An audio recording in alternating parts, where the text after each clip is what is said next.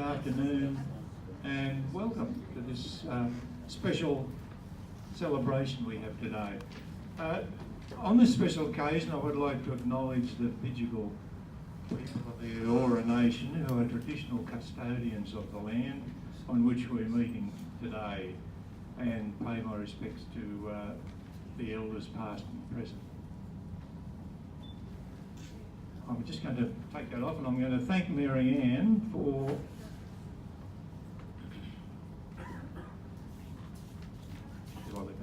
I'll thank Mary Ann for putting that presentation together for us there. Probably members who have been around for a while recognise themselves in a couple of occasions there. Some of those photos are taken a little while ago, and you've perhaps don't look like the same today.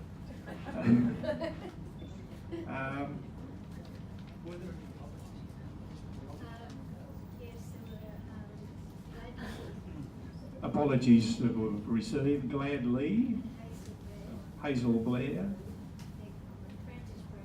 Francis Brown. I don't know any other apologies. Yeah, are there any others that people know of? We're going to make a slight change to the program you have. What I should do first, though, is introduce our special guests. And in doing so, I thank them for being available and coming along today. I wonder if the guests just stand up and as I call your name. Nan Bosler is the president of ASCA. We're delighted to have Nan with us today. Mark Curry, MP, local member for Oakley. Shane, I don't think Shane's not here. He's not here. He's in the office. He's working. That's good. Patrick Wynne. Patrick's representing David Coleman, the local member for Banks. Now, Maria Athanas. Maria Athanas representing the council. I've already had a word with Maria. I had great difficulty. I don't know where my mind is going. I could not get my head around all of those letters. So she's kindly said she is known as Maria Athanas. Welcome, Maria. Pam Colcott, from Nurses on Wheels.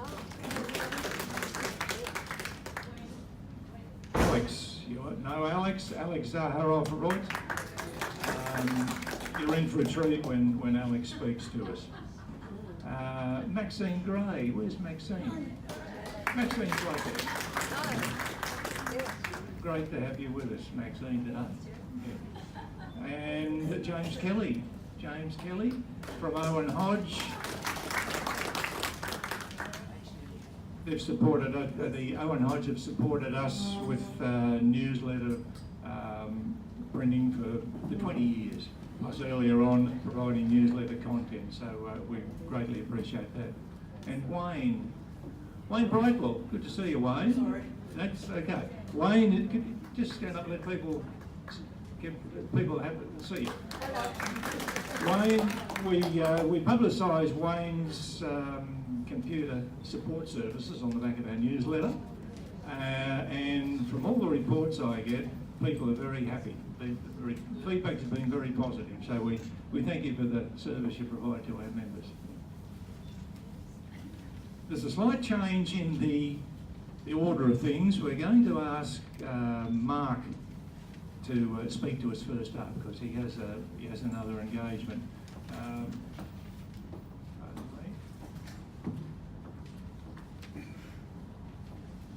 Mark's a regular visitor to our club, and is a keen supporter of all of our activities, as he is of all volunteer organisations in the St George area. Mark, we appreciate that you're able to speak to us on this occasion. I'll hand over to you. Sure.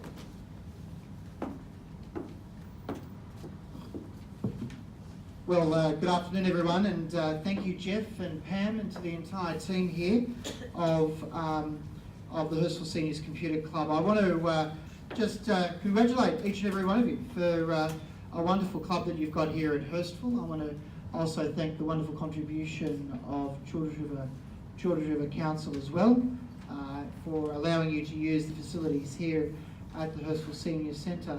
I do want to congratulate wonderful 20 years. It's been a wonderful 20 years. I've been here many times and learnt a lot, particularly when I got my iPad. Remember that? Does some of you remember that?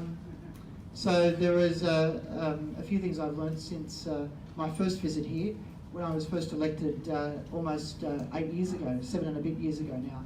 So I want to just thank you, and it is a wonderful, I think, a wonderful opportunity for you to learn more about and to provide an education to those that are semi-retired or retired for computers. I mean, not everyone knows computers, not everyone is afraid of computers, but it's wonderful that you provide that service here for our local community, because it is a big, bold world out there with things like email and Facebook and Twitter and many other things. And it is a wonderful, I think, service that you provide. And I'm just thinking, looking at that cake, and doesn't that cake look fantastic?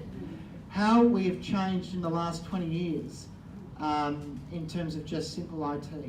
Who would have thought 20 years ago that Facebook would have been around today, that everyone uses Facebook, or most people use Facebook, and email and everything else. And certainly I was talking to my father recently about the pluses of Facebook. And there are many positives about Facebook, but more importantly, it connects people together, doesn't it? I mean, you don't have to be in the same city or in the same country to know that, you know, what's going on with a friend of yours who's overseas, or family. I've got family in Dubai, my brother's in Dubai, I've got family in South Australia, and it's like they're next door, just with what you see on Facebook.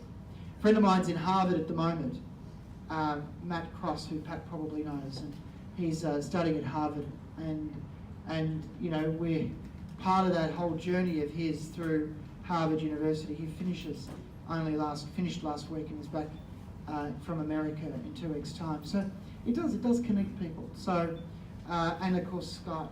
I mean, where would we be without Skype? An amazing tool that certainly I'm using a lot more of.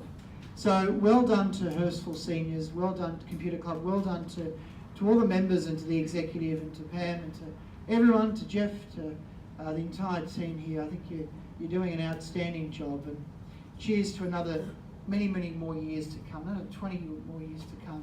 I'm sure we'll all be there. Thank you very much. Thank you very much.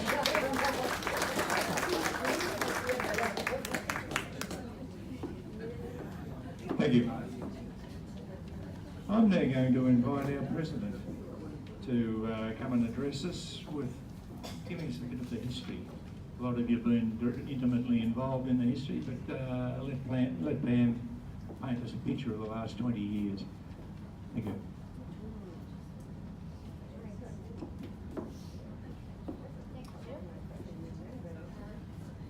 Well, good afternoon, special guests, visitors and members. Thank you for coming today, and I'd like to share with you the history of the club. I'm going to go back 20 years. The Hurstville Seniors Computer Club was formed after a public meeting on the 29th of April 1998 at the Hurstville Seniors Citizen Centre, right here. The meeting, called by Mr. George Thompson, was to put forward a proposal to form a seniors computer club in Hurstville. A committee was formed and George was elected president. It was agreed that the club be known as Hurstville Seniors Computer Club. He then contacted the Hurstville Council for permission to use the Senior Citizen Centre for the club. George had previously attended the Seniors Card Computer and Technology Show held at Centrepoint in Sydney in October 1997. One of the stands at the Technology Show was a group from the first Computer Pals for Seniors. This is going to jog Nan's memory, which had been formed on the North Shore. They were collecting names of seniors interested in joining or starting a computer club. The stand was organised by none other than Nan Bosler from the Northern Beaches Club, and Wal Anderson from Manly, with others from the Greenwich, Lane Cove and Forest Clubs. George then decided there should be a club in the St George area. So he asked Wal Anderson to send him a copy of the names collected at Centrepoint in postcode order. Some of the names in the St George area and later involved with the club are Elsie Elliott. Elsie, stand up please, darling. Betty Myers is not here. Ted Barnett's not here either. Maxine Gray, there she is. Ex-president, she preceded me as president of the club. Robin Ireland, ex-computer, tutor, yes. And John Chisholm. John Chisholm's no longer a member of the club, but we have to give him a mention.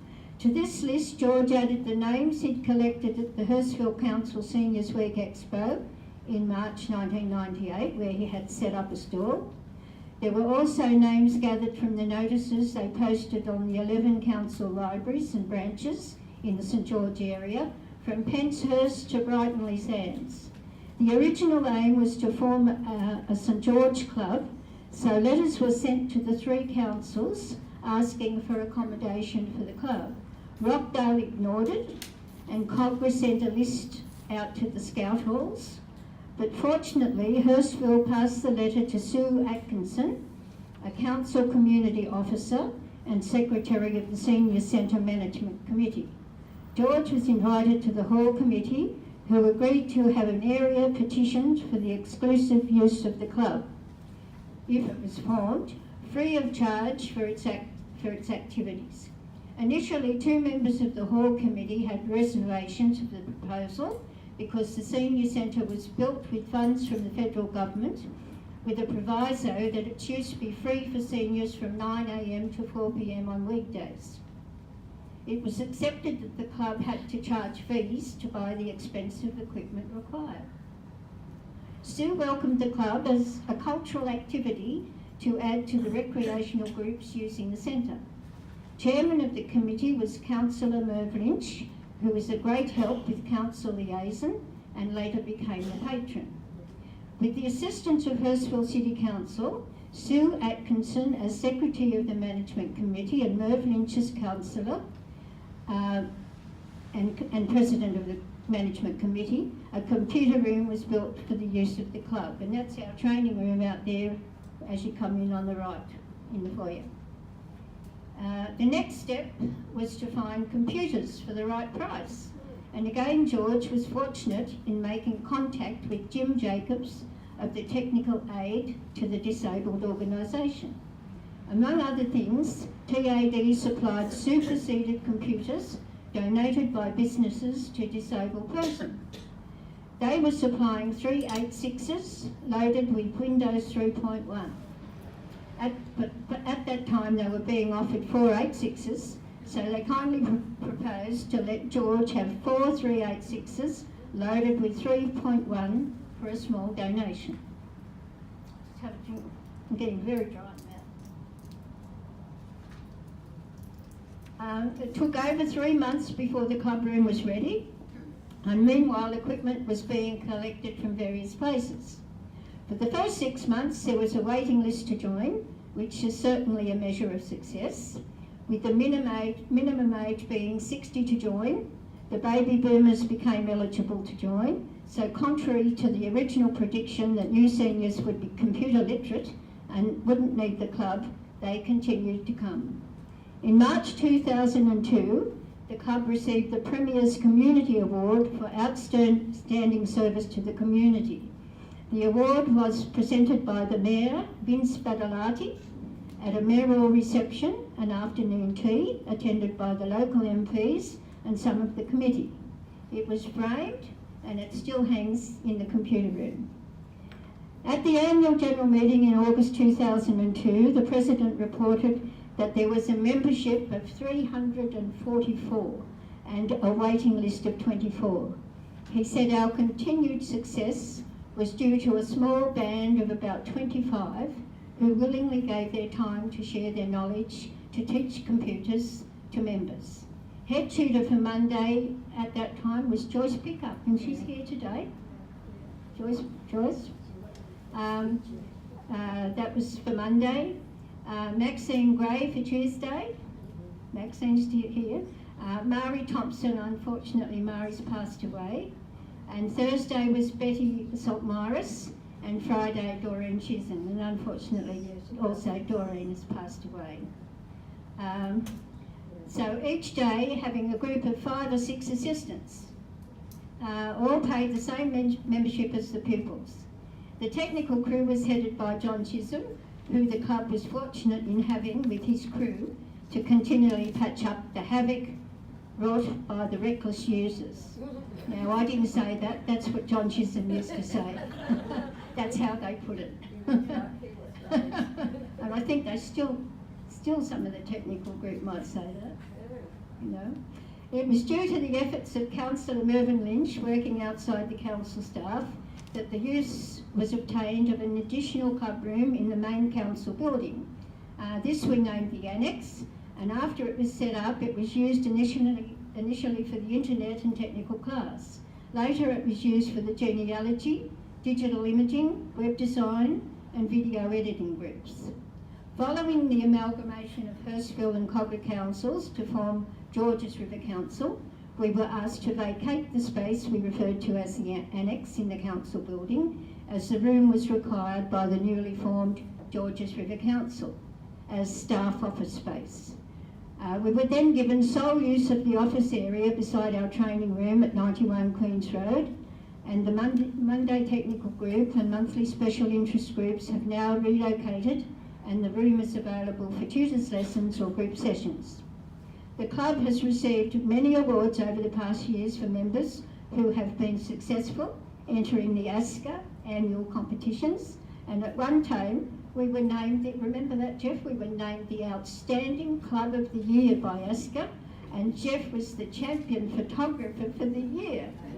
What's happened to us, Jeff? Okay, so we've introduced many people to the world of computers over the years, and we now find the basic fundamentals of computers decreasing. Technology is ever changing, as Alex is going to show us, and it's always evolving. There are new technologies coming out by the hour, and we are now concentrating on these. Interest is no longer in desktops, but modern day technology like iPads, iPhones, mobile phones and tablets. We are now moving into our 3rd decade, and the reason for our success is because of our volunteers. And we must thank our wonderful, dedicated, amazing tutors, for without our tutors we would not have a club. I'd like to thank you all for coming today to share in our celebration, and we should all be very well proud of our club's achievements. Thank you very much.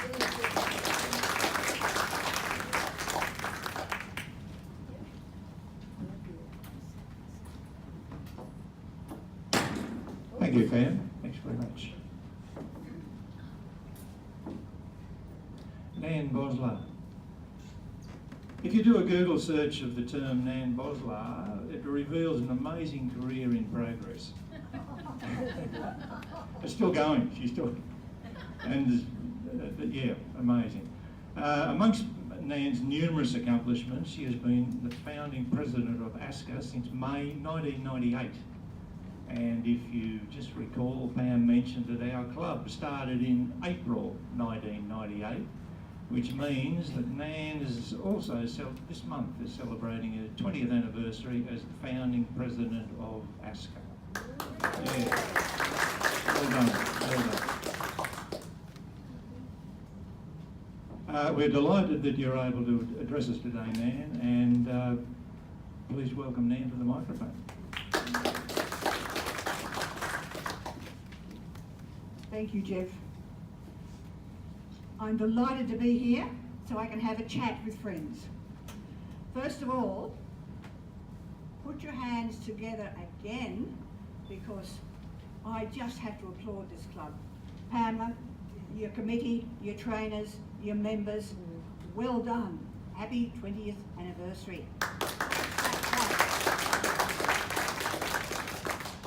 Fantastic. You took me back with all your story, Pamela. That was fantastic.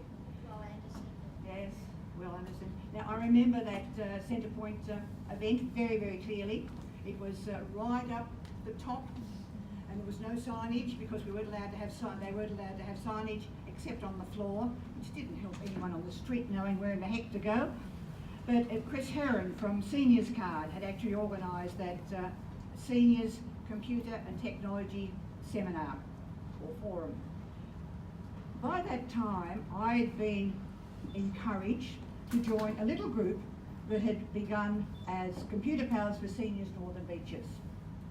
Now, Wal Anderson had come from Forest because they had quite a few members at the Forest Club who were living further up the peninsula. So they thought, okay, they should have their own club.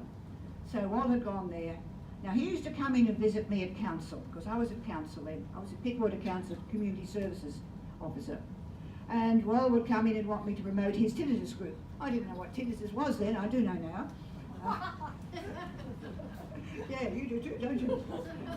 But he kept saying to me, why don't you join our little club when you retire? Because she knew I was about to retire. And I did join the club. And I had no idea that his ulterior motive was to have me as the first elected president. So I had left council because I was caring for my husband who'd had a major stroke. And so I said to Wal, look, I don't know these people, I don't know this club. It should be one of your own members who step up as president. No, the usual story, look, it's only half a day a month and there's nothing else to do and we'll help you. I hear a few giggles, you've heard that before, haven't you? Yes. So anyhow, I said, okay, but on two conditions. One, I'm going to have to do a lot of my work from home because my husband's needs are going to get greater, not lesser. And I like what you're doing. I think we should have a national body. Well, they must have been pretty desperate because they said, well, look, we don't mind that. And I don't think they thought I'd do that. So I became their first elected president. I discovered they didn't have any insurance and they weren't incorporated. So that was a good start. But anyhow, because I wanted to see it spread, because it was such a good idea, we gathered together a little committee of any existing clubs that we knew of. And that was the list that you were talking about at that Centre Point stand. And that was one of the first things we had done. And we gathered more than 400 names of seniors who would like a seniors computer club near to where they lived. Now there were sufficient names to be able to send them off to Hurstville, St George, to the Central Coast, and where else? Oh, Endeavour. So we ended up, there were actually 4 clubs that had sufficient members from that list. And so Hurstville, I think, was the first one off the board. You actually sort of got to work and established a steering committee and organised your club. Fantastic. And what a club. Don't mention to them how much I rely on them to do all sorts of important things. Don't mention it to them. Now, okay. Now, ASCA hadn't started at that stage, but this little committee organised the first computer conference for seniors. It was a one-day event. It was held on the 11th of March, 1998, and at that particular seminar at the Menzies Hotel, I talked to people, and so did the other members of the committee, about what do you think about the idea of an umbrella organisation? I thought, oh, that wasn't a bad idea. So we called a public meeting for the 1st of May to talk about the possibility of actually having an umbrella organisation for. Now, of the people that attended, I checked out the minutes. George and Murray Thompson were there, Betty Hart was there, and Dennis MacDonald was there. And at that meeting, it was decided, yes, we should have a national body, and a steering committee was appointed. Now, we finished our brief by the 7th of August, and the decision was made, yes, we will begin the Australian Seniors Computer Clubs Association. And George Thompson was elected as a member of the first management committee of ASCA. We were able to instruct the secretary to incorporate the association. We'd done all the spade work, so 7 days later, we were an incorporated association. So, there we are. ASCA had started. The clubs were starting to grow. Hurstville was doing really well. Now, just consider, ladies and gentlemen, we have an ageing community. We're not old, don't you get that idea? But there is an ageing community out there. And those people who cannot use technology are being greatly disadvantaged. Do you know how important the job is that you're doing?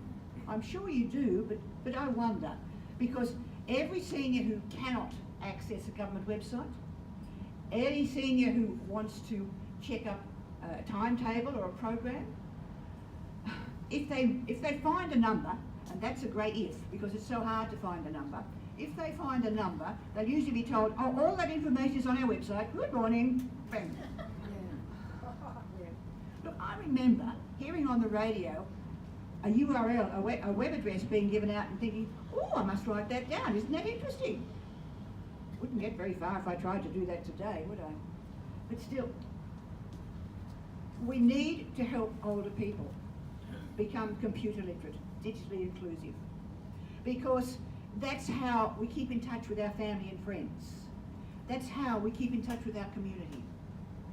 I remember listening to a very, very sensible, clever person at a conference in South Korea.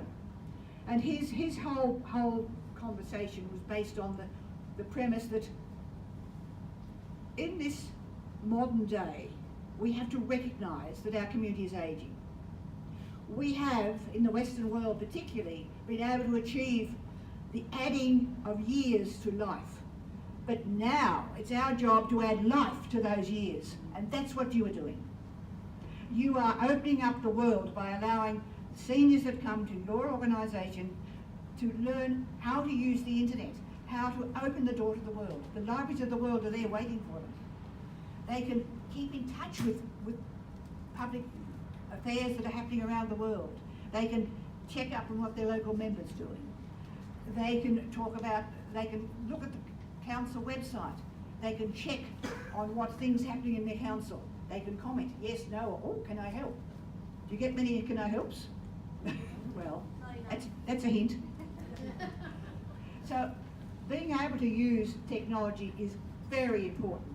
And those of us who have got the family history back, oh, it's magic. Many of us have been probably working 30 or 40, 50 years, reading documents, going to libraries, going to cemeteries, all of those things, painfully handwriting down all those bits of information. We've probably got a whole room of paper. One of these days we'll get around to sorting it out.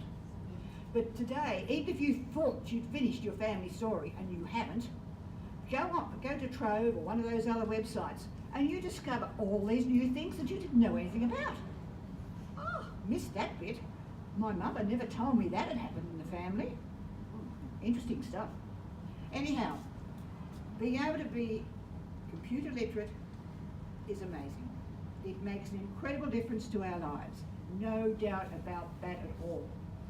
But do you know how important your club has been to ASCA? I don't know whether you do.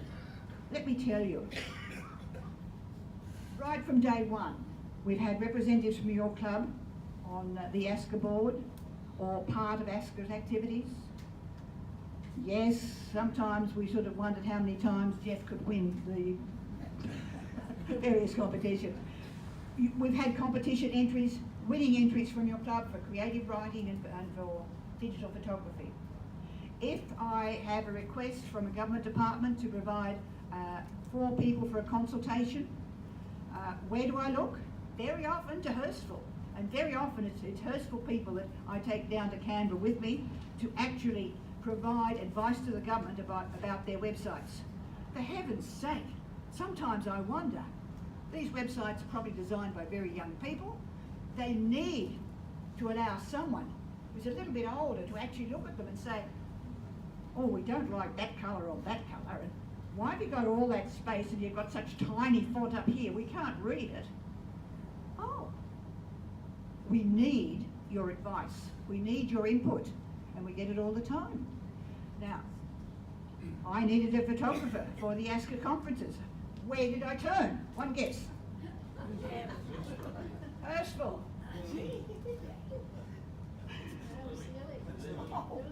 We're about to, Aspen has been asked to arrange a pilot program to test digital inclusion, a digital discovery program that Australia Post is putting together. Of course, one of the 3 clubs is Hurstville. Ladies and gentlemen, you've got a fabulous club. You've got a fabulous team leading it. You're fabulous members. I just can't say enough about how proud I am that you're one of the outstanding member clubs of the Australian Seniors Computer Clubs Association. Pamela, all of your team, congratulations.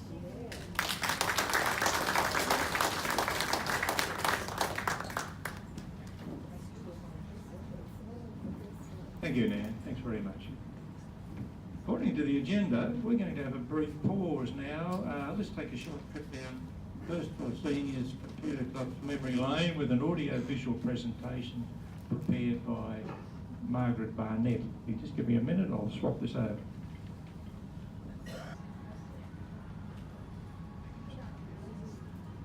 Well, if I knew there was no sound anyway, it's all right. The sound's coming through this.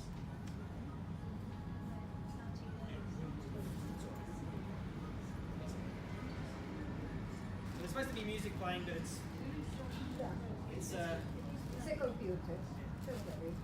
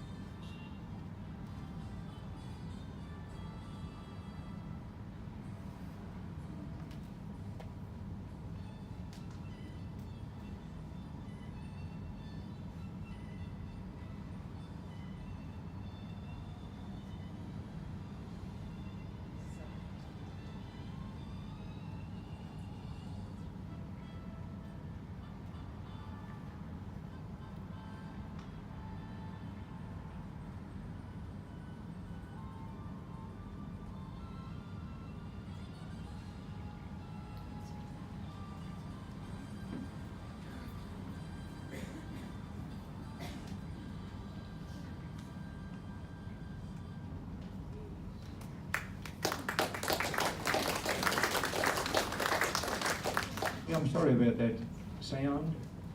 As soon as we finish today, that sound will come through. It always does. Alex Zaharov-Reutt. In addition to his work as a journalist at itwire.com, Alex is the president and a life member of Sydney PC User Group. Alex's enthusiasm for exploring and sharing his knowledge of new technology is unequalled, as you're about to witness. Those of you who have seen Alex before, very entertaining. And he's asked us to let you know that don't throw your tickets away, because he's got, I think it was four prizes. Good on you, 4 prizes. So I'll hand over to Alex. Please enjoy. Thank you very much. I'm just going to have a quick look here at the camera here, because I'm recording this for you all, and I just want to make sure that the lighting is right. I'm just going to plug in my Mac, and I've got a few things to show you. Okay, so one of the first things I wanted to show you, I don't have a wireless mic, but this here is a Motorola phone. You can probably see it looks just like a standard kind of phone, but it's got a special trick. On the back of this phone, let's see if I can put the microphone there. On the back of the phone, you've got modules, so I can actually pull this module off, and there are a number of modules that you can get that work with this Motorola phone. This particular module happens to be a projector. So what I'm going to do is turn it on, type in my code, and on the back here, you can see, when I turn it on, that it has a little stand on the back here. And you can actually see the projector light there. And so what I can do is I can put it onto the wall here, and you can't probably see it too clearly, but if the room was dark, you can see that it would be projecting something onto. In that case, it's the image of the front of the phone. But if I go into something like YouTube, I could be playing a YouTube video.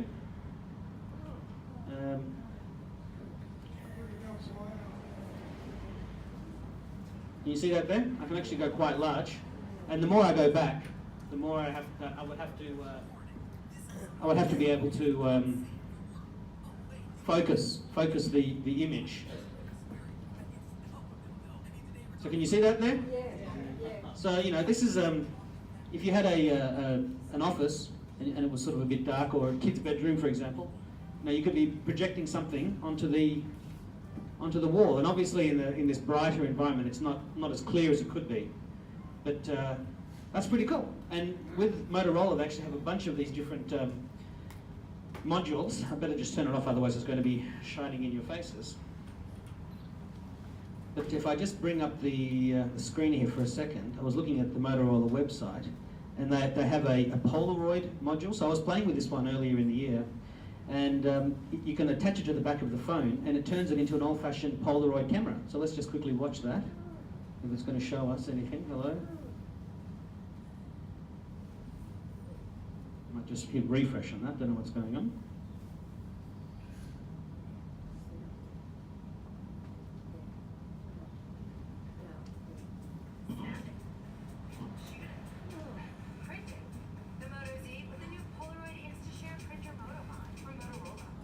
So if you thought Polaroids were dead, they're back. you can actually buy that gadget as a standalone printer that you can connect via Bluetooth to your existing phone. So you can take photographs and then print them out on little business card size photos. It's a gimmick, because really you're better off connecting to your home printer, or just showing things on the phone itself. Now I've got another gadget here. I've got several gadgets, but this one is called Illy. Now I've got the video here. And Illy is a translator that, it looks like this over here, and it says no Wi-Fi required, it works offline. It translates from English into Japanese, Chinese, or Spanish. Now I'm sure there'll be more languages, but let's see if we can watch the video.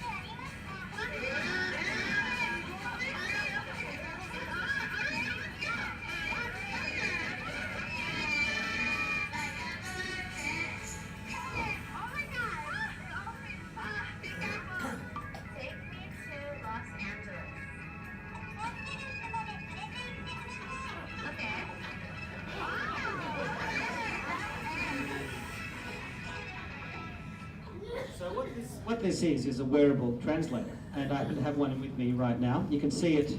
I'm holding it here in my hand, and you can set it for, as I said, for Japanese, for Chinese, and for Spanish. At the moment, it's one way only, and the reason why it's one way, because you might think, well, hang on, what if the person wants to respond? Well, they explained here that they made a two-way prototype, but their users were not satisfied. What happened when the users tried two-way during travel? The listener didn't know how to properly respond when they were offered the device. They used long run-on sentences. They didn't know whether to hold or push the home button, and they used slang vocabulary and fillers. And also, other people didn't, tend to be busy, didn't want to talk, and others were cautious. So you can see in the video there how the one-way communication actually worked. You can ask yes/no questions, and if I say, "Hello, my name is Alex. How are you?" Hola, mi nombre es Alejandro. Do you speak English? ¿Me habla usted inglés? 1, 2, 3, 4, 5. 1, 2, 3, 4, 5. Where is the closest toilet? ¿Dónde están es la isla más cercana? How do I get to the train station? ¿Cómo llego a la estación de ferrocarril? Which way to Australia? ¿Qué camino para Diarrea? I'm not sure if you got that right. No. No. ¿Cuánto todo bien? So if I hold down the right-hand side, the button on the right-hand side, there's little two buttons there. Switch to Japanese. Please wait. Wait for it, wait for it. The little red light's flashing there, flashing. In a couple of seconds it'll say that you're ready to speak. So this is offline. You don't have to be connected to... Translate to Japanese. Do you speak Japanese? Which should be anata wa nihongo no hanashimashita ka? 話せますか? There you go. 1, 2, 3, 4, 5. 1, 2, 3, 4, 345号室をお願いします。 1, 2, 3, 4, 5. 12345。 I think you got it right. So let's try Chinese. So this requires no Wi-Fi. Chinese. And Please wait. no doubt they'll have other languages installed into it. It's battery powered, you plug it in via the USB port. They could do a version in the future that does two-way translation. And look, to be honest, your phone with Google Translate has two-way translation now. Translate to Chinese. There is a measure of offline translation already there. And for some people who are using their mobile phone, and especially if you have mobile roaming, you won't need this device. But for someone who doesn't want to fiddle with their phones or have to charge, have to worry about data plans and all those sorts of things, this could be a very easy thing. Which way to the toilet? 厕所在哪儿吗？ Hello, my name is Alex. Something about Yali. 问我叫亚历克斯。 So it really works. Thank you very much and goodbye. 谢谢 and 再见. 是啊，谢谢，再见面吧。 There you go. So that's called Ili. Don't know what the price is yet. It was just sent to me only yesterday. And of course, to be really handy, it also comes with a little necklace that you can stick around your neck. You just have the whole thing just sitting there and off it goes. So nice little device. Now, some other tips and tricks. Actually, let me have a look at my little bag here.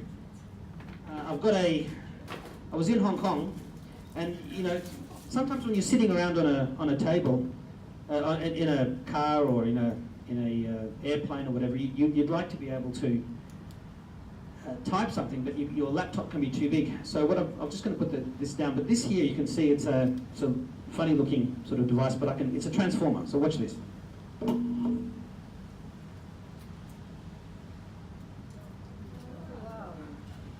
you can see that it opens up. It's got the keyboard there. It's got a little thing on a little clip there where I can actually put in my phone or tablet.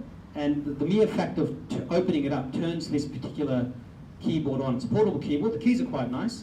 And then if you don't want to carry your tablet or your PC around with you, and you know how to type or touch type, or you can type with 2 fingers, then this is a very cool portable little keyboard. And I'll just pass it around so you can all have a bit of a look. But it folds up. I'm just trying to remember how it folds up. But it's quite nifty and very portable. There we go. So I'll just pass this around. Now another gizmo, you can open it up, have a look. Another gizmo that I was in Hong Kong recently, and I saw this and it's like, wow, this is really cool. And I had to get one straight away. And I mean, it's very basic, but when you look at this, what is this, right? It's a cassette, yeah? Who remembers cassettes? Everyone remembers cassettes, yeah. So what makes this cassette different? Turn the light on. So look at that. So it's a tape, right? And you might be thinking, well, what's so special about a tape? But if you look closely, what does it say there? Power bank. So if you look on the side here, it's got USB port, yeah.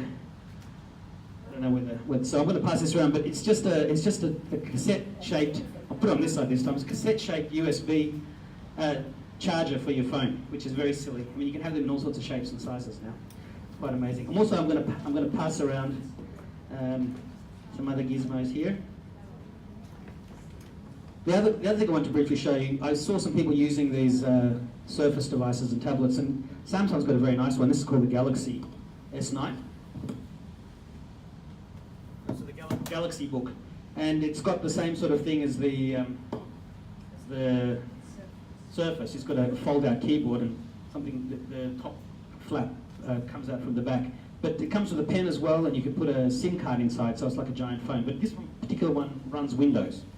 And look, I'm not going to turn it on at the moment, but I'll just pass it around. You can have a look and see how slim. It's like an extended smartphone, but bigger. Look, there's a couple of little tricks and tips I want to show you on an iPhone. So let's get out of this camera here. And how many people are using iPhones here? Only a few, yeah. Well, this doesn't work on Android, but it does work on iPhone. So if I'm at the bottom of a web page, and I'm waiting for it to load. I'm at the bottom of a page. To get back to the top of the page, you can see I'm down the bottom of the page here, right? To get back to the top, normally I've got to swipe back all the way to the top. But on an iPhone, I can just tap at the top where the clock is, and it'll take me straight back to the top. So if you have an iPhone, you can tap at the top center, or you tap normally where the clock is. And it takes you straight back. Now, sadly, that doesn't exist on iPhone, but it does exist on Android. Now, also, if I want to get to the camera, most of you, if you're trying to take a photo, when you take the photo, sometimes you've missed it because it takes too long to get into the actual camera mode. Now, each phone is different, but some phones they have a physical button you can double tap. Some of them you can tap the screen. On an iPhone, all you've got to do is when the phone is off, you just lift the phone like that, and it automatically raised to wake. So you can see I just raised to wake and it's on. Now I've asked people, I said, how do you normally go into the camera? So they unlock it, they find the camera, they push the button. What a waste of time. I mean, by that moment the grandkids have run off and doing something else, right? Or the pet's doing something. So with the iPhone, you just lift it up, you just swipe to the right and you're in the camera. Swipe to the left rather. I'll show you again.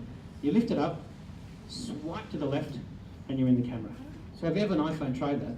If you don't have an iPhone, type in the model of your phone into Google and say, how do I quickly activate the camera? And for some of you, it's to double tap the home button, or there's an icon on the screen. I mean, on the iPhone, I can also lift to raise, and I can actually I can swipe up, and there's a camera button somewhere there, like there.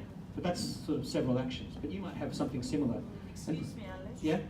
Is that possible with an old phone or just with a new phone? No, well, if it's running iOS 10 or above, then it'll work the same way. If you can lift your iPhone up and the screen comes on, then you'll be able to swipe to the right like that. It just works. You don't need to do settings? You don't need to do settings, no. It just works. If you've got an iPhone, you can try it right now. You just lift it and see if it, lift it and see if it comes on. Swipe to the right, and there you go. Yeah, it's a shortcut. Another cool thing on iPhones, I mean, and look, Android phones are very good, but I'm an iPhone person. So if I go into one of my notes here, let me have a look here. Let me look for one of the notes. I was the best man at a wedding, so I've got a long bunch of things here that I type. Now, one of the things you can do on iPhone since the very first iPhone is you can tap somewhere, and if I tap and hold, I get the little magnifying loop. You see the little magnifying loop? That allows me to edit text. Right? I can go into somewhere here and I can change something. But on an iPhone, since the last couple of versions. You can actually tap and hold on the keyboard here like this.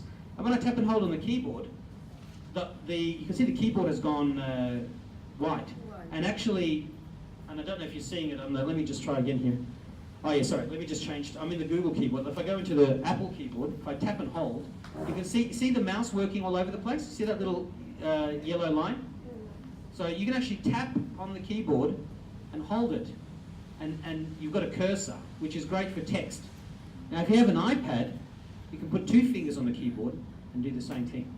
If you have a Windows tablet, you just use the mouse, or you can use your finger. But this gives you great control, and people actually have no idea that that's been there for a long time.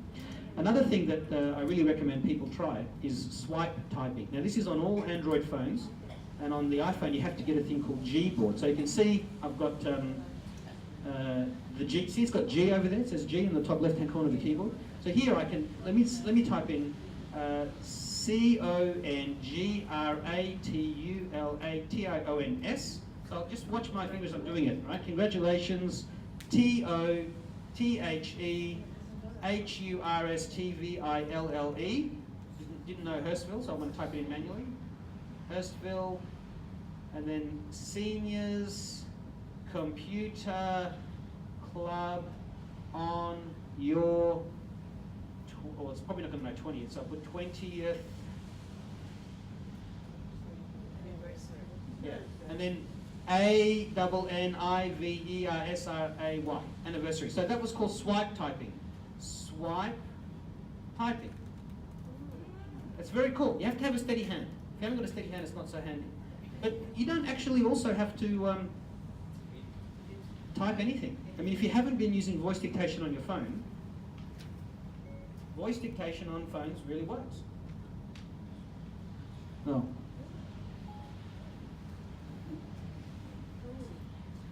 Voice dictation on phones mostly works.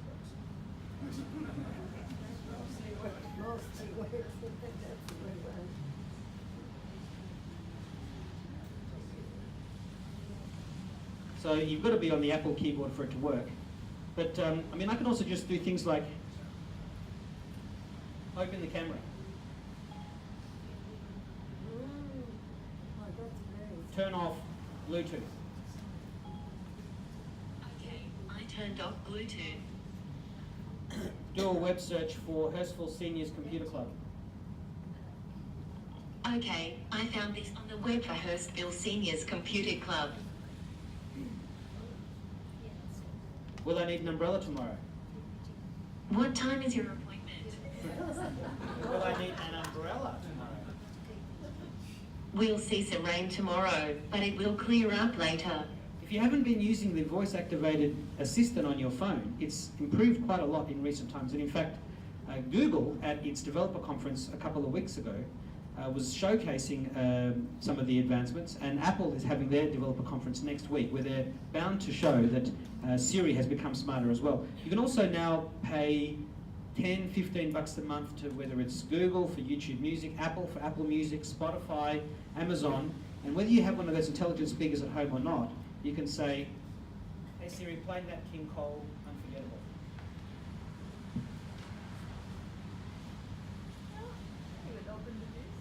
Can I start playing? I shouldn't have to type open music, but let's do it. So it is playing, but I'm just trying to see what's the audio. Oh, it's playing from my computer. 1 second. So I'll start again. Hey Siri, play Elvis Love Me Tender.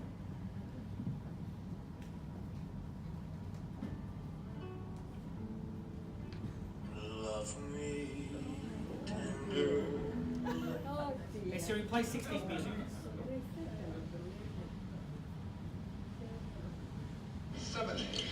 What number is this, Jim?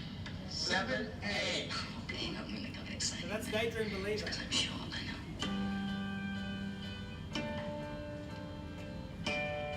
So if you, I mean, you may not wish to pay Apple or Google $10 a month or $15 a month, but if you do, you have an unlimited supply of music, and you can just ask it to play anything. So any song you can think of, pretty much, it's got it there already, and you can just, you know, you don't have to ever buy a CD again. I mean, it's the cost of basically buying a CD a month for the rest of your life. Is that singing in a It's well, yeah, well, you'd have to probably know the name of the song. Let me have a look. Play Edith Piaf, Non je ne regrette rien. Sorry, I Okay, could play Edith Piaf. It's got PF. Probably doesn't know who Edith PF is. But here we go. Here's some Edith Piaf, I think just for you.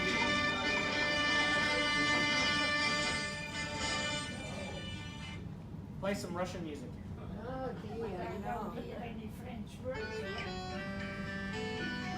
Well, I did not hear any French well, words. because I stopped it. Hang on. Play Edith Piaf.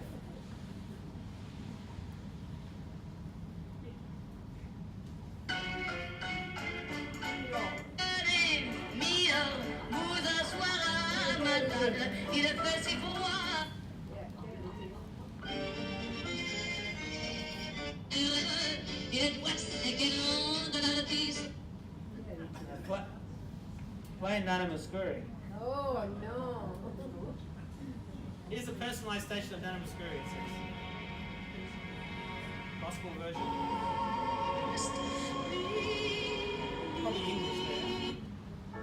A bridge over troubled water, turn on the sun. I mean, you're going to have to know what some of these songs are to ask, but I would say that it would have it. It's got 40 million songs in its collection, so there should be a bunch of songs there. Which speakers do we hear? Sorry? Which speakers? That was just playing through the speakers here, but you can get the Apple HomePod, and in fact, Apple just released iOS 11.4 today, and that's the latest version. If you've got an Apple device, you should be updating your phone sometime today. I mean, the other school of thought is wait a week or two and see if there's any big bugs. And if there are bugs, let somebody else go through them, and you can benefit from their bug discovery. But you can buy the HomePod. So if I just type HomePod here. And that's about $500. That's probably the most expensive one. But the audio quality on the HomePod is really something to be heard. It's really quite special. They have a number of speakers and tweeters and woofers, and it's very special. And now you can have HomePod in stereo, and you can actually watch the films there. But there's also the Google Home. And Google Home, you can actually buy the Google Home Mini from about $79. In fact, Aldi was selling two for $110. I think I'm getting the 2-minute wrap up, right? Oh yes, yeah, we'll do that in a sec, yeah. So this is the Google Home. You can see that they're selling for about $139 from Big W. The Google Max, which is this giant, it's like a competitor to the HomePod. It's $569, and the little Google Mini, you can see Officeworks has got it for $49. And I've got my mum, trained to use this now. She says, "Okay, Google, play radio 2GB." And then, or 2CC in Canberra, or 1RPH, which is the seniors station that's reading out things from the Australian. And what happens is that it plays, and I think they have something similar in Sydney. And what happens is that she often leaves the radio all night, and they're playing all sorts of stuff. Do you really want to be subliminally programmed with all the bad things that they're talking about on the radio all night? So she can now say, "Hey Google, go to sleep after 30 minutes," and it'll just automatically turn off. And you can also ask it, "Hey Google, sing me a song, tell me a joke." If you say, "Hey Google, bye," it'll say, "See you around like a crocodile." "Hey Google, bye, see you later." I mean, it's very conversive and communicative. There's also the Amazon Alexa, and Amazon Alexa Echo is a whole range of these speakers too. And look, they're a lot of fun. They're great. They work with various different phones. You've got this particular one here, this taller one. This is a smaller one, a bit like the Google Mini, so it's quite small, very cool. And all of these devices, if you buy the newest connected home appliances that will connect to your home Wi-Fi, you can tell your speaker, "Hey, turn on the light in the living room, turn off the TV, turn on the fan." You can actually buy plugs that are voice-activated plugs through Google or Amazon or Siri that will, like you might have a fan, and you just want the fan to turn on. So this is just a thing that just turns on, you call it a fan, but it's really just a remote control switch. So you can actually make some of your devices, your existing devices, you can turn them into intelligent devices, which is really cool. Okay, so look, I'm really running out of time because I normally do that sort of thing when I yabber on. But I've got 4 prizes here today. One of them is called a pop socket, and I'll just quickly show you what the pop socket is. A pop socket is a gadget. They're really cool. They're the biggest craze at the moment, and you can see they've got different colours. But you can see from this this video here that you attach a pop socket to the back of your phone, I actually have 3 of them here, but you attach a pop socket to the back of your phone, and then you can actually put your fingers through the pop socket, and you can easily hold your phone without it dropping. You can actually, because you're holding your phone on the back there, you can now use your thumb at the bottom and at the top quite easily without having to worry that you're going to drop your phone. It's also great for being able to take selfies, and you can actually, because it's sitting out the back like that, you can actually put the phone down this way and watch Netflix or read emails or look through your messages sort of that way. And it's also repositionable. I mean, you can put one down the bottom so that you can have the phone sitting like this on the table and you can do video chats. And you can reposition it 1,000 times, or 100 times. But I think it says you can wash it. You can also, people use it as a fidget tool, so they can just spin the phone around. And they play with it like this. They're just fiddling and playing with it. So it's called a pop socket, and it physically pops. You can get fake ones from a lot of the kiosks. They're about $5 each for the fake ones. The real ones are about 15 to 20, and they have some writing underneath, under the bottom of it. And those ones, they have a much stronger pop. Also, they're very easy to take off. The fake ones, the plastic can stay stuck. So I have 3 pop sockets, and I also have, courtesy of Symantec, I was at CeBIT last week, and they had this RFID wallet. Unfortunately, it's black, which might not be the easiest thing to see in your bag, but you can put your credit cards in here that have those white RFID chips for tap and go, and that's supposed to stop the bad guys from being able to read it. So there's 4 prizes. Now, what's the range of tickets we have today? From 1 to what's the last ticket? 63. I'm going to ask Siri to for me. So you've all got your tickets, right? Hey Siri, pick a random number from 1 to 63. It's 2. Who's number 2?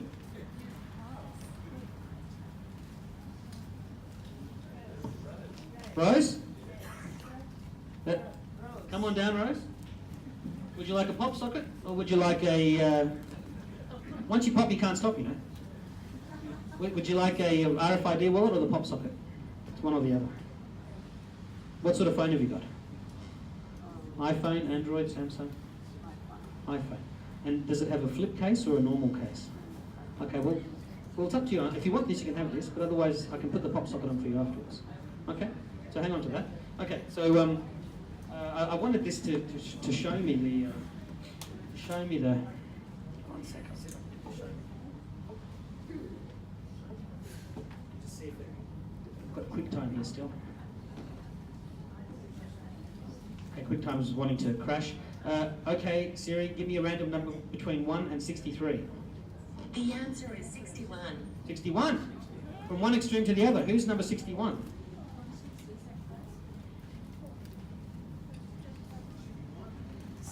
Someone, because the last one that came is 63. She got the back. Okay. Coming. Did you say 61? 61, 61, yeah. Okay, would you like a pop socket or RFID case? These are the pop sockets here, which I can attach to your phone. What sort of phone have you got? And then what sort of case is it? A flip case or a regular case? I know. Let's have a look. It's a flip case. Well, it's hard to put the pop socket on a flip case. So do you want one of these wallets to protect your credit cards from being read by the bad guys? Yeah? Okay. Okay. Thank you. You're welcome. Okay, so 2 more prizes, 2 more pop sockets. Okay, so you pick a random number between 1 and 63. It's 18. 18. Come on down. You want a car? 18. Well, not really. Okay, pop socket for you. Come and see me afterwards and I'll show you how to attach it to your phone so you can hang on to that. Happy memories. I'll show you how to attach it to your phone. Come and see me after. Or give it to one of your grandkids, they'll love it. Give it to one of your grandchildren, or whatever, they'll love it. Okay, Siri, pick a random number between 1 and 63. It's 2. Okay, 2's already 1. Hey Siri, pick a random number between 3 and 63. The answer is 13. 13. Yeah, that's you. Hey, hey! That's all right. Pop socket, yeah, well there you go. What sort of phone do you have?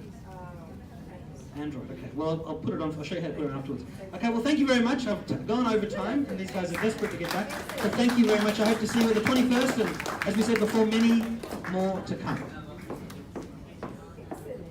Thank you, Alex. Thanks very much. Unfortunately, we're going to have to finish up.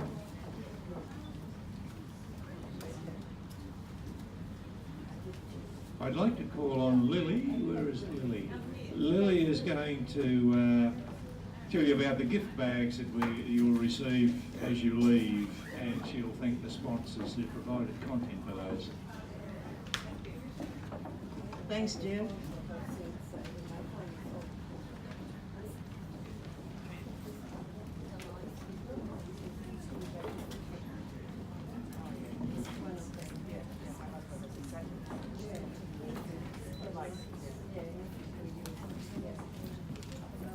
Good afternoon, everyone. I won't take long.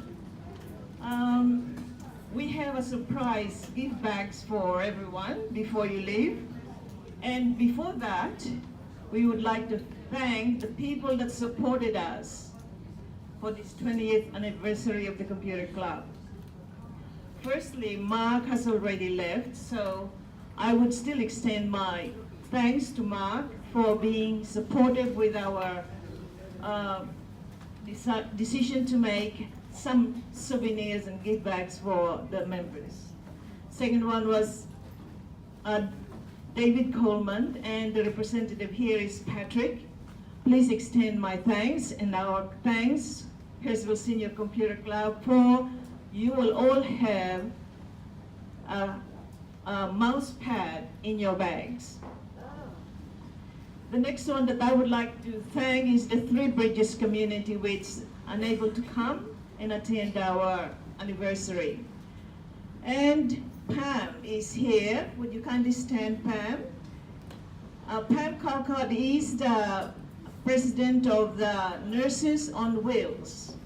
And most likely one day you will be needing her and her team to be able to support you in your medical needs at home and everywhere, isn't it, Pam? They have got several offices. Thank you very much, Pam, for all the support and the pens and leaflets we still have in the entrance. And the last one is Frank of Huntington Aged Care of North Sydney. You will all have a special silver pens for all members that are here today.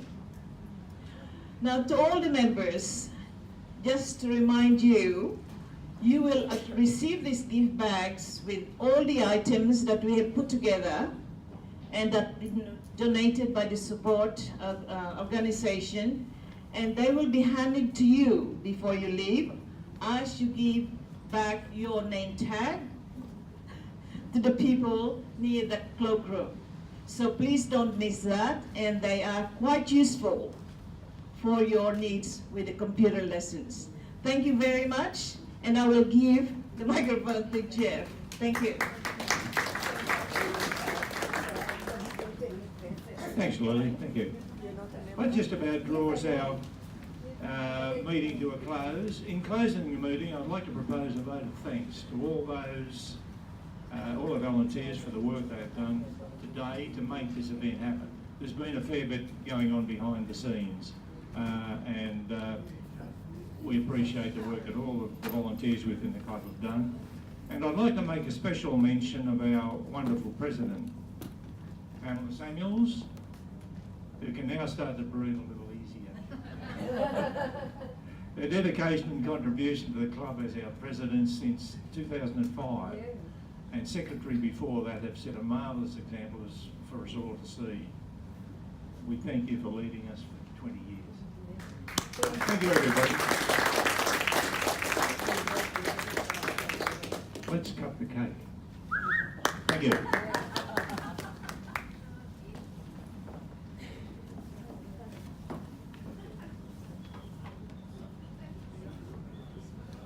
Lighting the candles?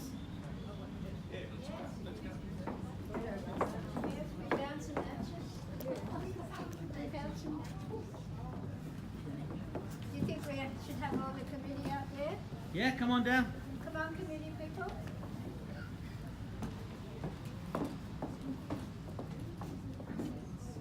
Maxine, want to come up here? Can we sing happy birthday? You can sing. Ask Siri. Ask Siri to sing happy Yeah. birthday. Sing happy birthday. Like it. No, she says I wouldn't like it.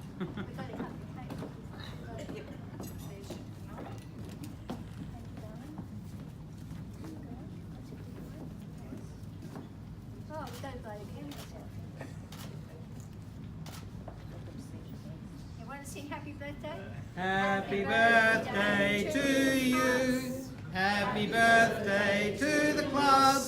Happy birthday, Hurstville Seniors Computer Club. Happy birthday to you. Bip, hooray, bip, hooray, bip, hooray.